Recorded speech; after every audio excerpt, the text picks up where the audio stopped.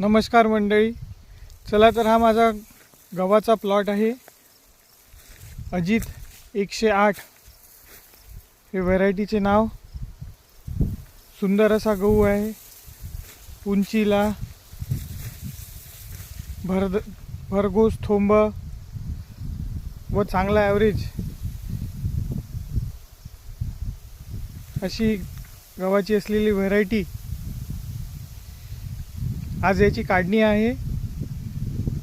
या गव्हाचा काय ॲव्हरेज व एकरी गव्हाचा पेरा तसेच त्याचं ॲव्हरेज आम्ही पुढच्या व्हिडिओमध्ये तुम्हाला सांगणार आहे. खाण्यासाठी नरम पोळी